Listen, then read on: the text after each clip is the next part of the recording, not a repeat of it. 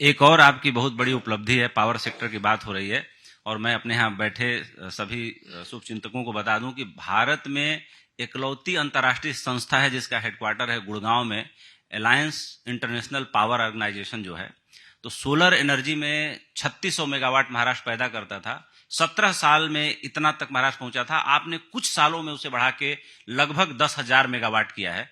ये कैसे संभव हो पाया?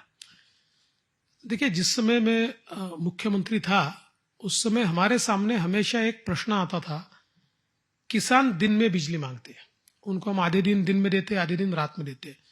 इसका कारण यह है कि हम किसानों को जो बिजली देते हैं वो हमको 8-8.5 रुपए में पड़ती है, और किसान से हम लोग 1 रुपया 1.25 रुपया लेते हैं। एक बड़ी गैप उसमें है, बहुत सब्सिडी देनी पड़ती है। तो चूंकि रात को हमारे पास सस्ती बिजली होती है तो हम उसको सब्सिडाइज करने के लिए, क्योंकि अब हमारे जो इंडस्ट्रीज है उसके ऊपर भी क्रॉस सब्सिडी हम कितनी डालें, इंडस्ट्री भी अनवायबल हो रही है। तो उस समय एक विचार मेरे मन में आया कि क्यों ना हम लोग जो हमारे एग्रीकल्चर फीडर है उन फीडर को सोलराइज करें, उनको सोलर के ऊपर हम लोग अगर चार्ज करेंगे तो एक डिस्ट्रीब्यूटेड सोलर सिस्टम भी तैयार होगा। किसानों को हम लोग दिन में बिजली भी दे पाएंगे और क्लीन एनर्जी भी हम लोग दे पाएंगे। इससे हमारे जो इंडस्ट्री के ऊपर जो हम लोग क्रॉस सब्सिडी चार्ज लगाते हैं उसको भी हम कम कर पाएंगे। उसका पहला प्रयोग मैंने राळेगण सिद्धि में किया, हमारे अन्ना हजारे जी के गांव में, और बहुत सक्सेसफुल हुआ। उसके बाद करीब हम लोग 1000 मेगावाट के प्रोजेक्ट्स उस समय कर पाए। फिर सरकार चली गई। अभी नए सिरे से जब सरकार आई तो उस समय हमने ये तय किया कि हम इसको रीलॉन्च करेंगे, और मेरे सारे अधिकारी यहाँ पर बैठे हुए, हमारी ऊर्जा सचिव है, हमारे एमडीज वगैरह सारे बैठे हुए हैं। मैं इन लोगों को बधाई देना चाहता हूं कि इसको रीलॉन्च करते समय हम लोगों ने इसमें जो बाधाएं थी वो बाधाएं हमने निकाल दी। अव्वल तो सबसे पहला प्रॉब्लम ये आता है कि जमीन कहां से आएगी।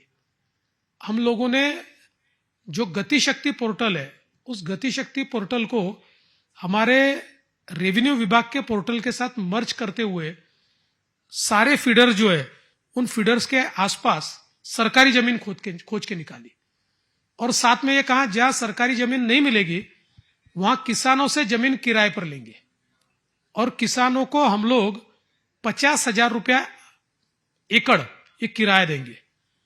तो इससे किसान भी खुश हो गया, क्योंकि 50,000 तो वैसे नहीं पा रहा था वो साल भर में मेहनत करके भी। और ऐसा करके पहले सारे जमीन के पार्सल हम लोगों ने उसके तैयार किए, और फॉर्चुनेटली 99% हमको सरकारी जमीन उपलब्ध हुई। तो जमीन का मसला हल हो गया। फिर हमारे अधिकारियों ने हमारे जो सारे पोटेंशियल बिडर्स थे उनके साथ बैठकर उनकी तकलीफों को हमने समझा। फिर हमने इस स्कीम को केंद्र सरकार की जो स्कीम है उस स्कीम के साथ अलाइन किया, ताकि उसमें से भी हमको सब्सिडी मिल पाए। और ऐसा करके हमने इस स्कीम को जब फ्रेम किया तो पहले ही झटके में हम लोग 9,000 मेगावाट के टेंडर्स अलॉट कर पाए, जिसका काम शुरू हो गया। 18 महीने में 9,000 मेगावाट ये बिजली किसानों को दिन में हम लोग दे पाएंगे, दिन में उसको बिजली मिलेगी। और सेकंड इसमें 5,000 मेगावाट का और हम लोगों ने अभी टेंडर निकाला है, 3,000 मेगावाट, उसमें से भी करीब करीब हमारा फाइनल हो गया। मैं ऐसा मानता हूं कि आने वाले महीने में किसानों को जितनी बिजली लगती है 16,000 17,000 मेगावाट, वो सारी हम लोग ये इसमें से ले लेंगे, सोलर में से। इसका फायदा हमको सबसे बड़ा यह है कि जैसा मैंने आपको कहा कि जो बिजली हम लोग पारंपरिक बिजली जो यूज कर रहे हैं वो हमको 8 रुपए 7.5 रुपए 8.5 रुपए पड़ती है, और किसान से तो हम लोग 1.25 रुपया ले सकते हैं। अभी हम लोगों को ये बिजली जो सौर ऊर्जा है ये हम लोगों को 3 रुपए 8 पैसे में एवरेज पड़ रही है। तो मतलब यूनिट के पीछे हम 5 रुपया बचा पा रहे हैं। तो इसका अगर हम सीधा हिसाब लगाए तो हम लोग जो बिजली खरीदते हैं, समझिए डिस्ट्रीब्यूशन कंपनी बिजली खरीदती है, भले हमारी पावर यूटिलिटी से खरीदे या बाहर से खरीदे, तो इस बिजली की खरीद में 10,000 करोड़ रुपए की बचत है।